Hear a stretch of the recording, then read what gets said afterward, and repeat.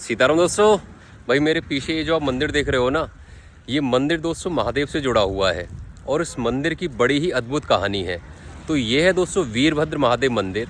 यहाँ के दर्शन कराऊंगा मैं आपको व्लॉग में आगे, साथ ही बताऊंगा इस मंदिर की पूरी कहानी। तो ये दोस्तों मेरा आखिरी व्लॉग यानी कि पार्ट 6 मेरे ऋषिकेश व्लॉग की सीरीज का। पार्ट 5 में हमने दर्शन किए थे नीम करौरी बाबा और हनुमान जी के मंदिर के। यहाँ के दर्शन करके दोस्तों आंखों में नींद ली और उदास मन के साथ मैं चल पड़ा वीरभद्र महादेव से हाय हेलो करने के लिए। उदास मन इसीलिए क्योंकि इसके बाद मुझे वापस आना था अपने ठिकाने पर, और आना भी जरूरी था क्योंकि अगले दिन तुम्हारे भाई की एंगेजमेंट भी थी। आई नो ये थोड़ा सा अजीब है कि एंगेजमेंट से पहले मेरी अलग ही आध्यात्मिक यात्रा चल रही थी, लेकिन गंगा माँ का आशीर्वाद लेना भी जरूरी था। तो अब हम आ चुके हैं वीरभद्र महादेव मंदिर, और इस मंदिर की पहली खास बात ये है कि यहाँ जितने भी शिवलिंग और बाहर जो देवी माँ है वो स्वयंभू है। और देवी माँ तो इतनी जागृत है कि आपको ऐसा लगेगा कि माता सामने बैठकर आपको देख रही हैं। और जो शिवलिंग है वो यहाँ खुदाई करते टाइम मिले थे। अब करें अगर यहाँ की कहानी की बात, तो महादेव के वीरभद्र अवतार या रूप के बारे में कौन नहीं जानता। ये महादेव का वही रूप था जिसने सती माँ की देह त्याग यानी अपना शरीर जलाने के बाद उनके पिता दक्ष का सर काट दिया था। अब क्योंकि वही है तो आखिरकार वो भी महादेव ही,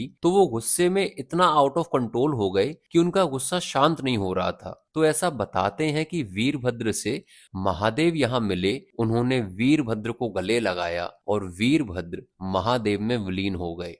यार क्या दृश्य रहा होगा ना वो। मतलब आप ऐसे समझो कि कोई अपने क्रोध से इतना परेशान है कि वो शांत नहीं हो रहा है, और महादेव से गले लगते ही सब कुछ ठीक। और गले लगने के बाद महादेव यहाँ शिवलिंग के रूप में विराजित हो गए। इसीलिए शिवलिंग और मंदिर को वीरभद्र महादेव कहा जाता है। तो मंदिर के आगे वाले हिस्से के दर्शन आप कर चुके हैं और वीरभद्र महादेव से भी आप मिल चुके हैं। अब इसी मंदिर के पिछले हिस्से में बड़े ही बेहतरीन और अद्भुत शिवलिंग के दर्शन आप कर सकते हैं, जो कि आपके सामने ये रहे। तो यही था दोस्तों अपना आखिरी व्लॉग ऋषिकेश व्लॉग की सीरीज का। अगर कोई ऐसी जगह है जहाँ के दर्शन आप करना चाहते हैं तो मुझे कमेंट करके बता देना, अगली यात्रा वहीं की होगी। तो मिलेंगे आपसे नए व्लॉग्स में नए मंदिरों और नई कहानियों के साथ। तब तक के लिए वीरभद्र महादेव को सीताराम कहना ना भूलें।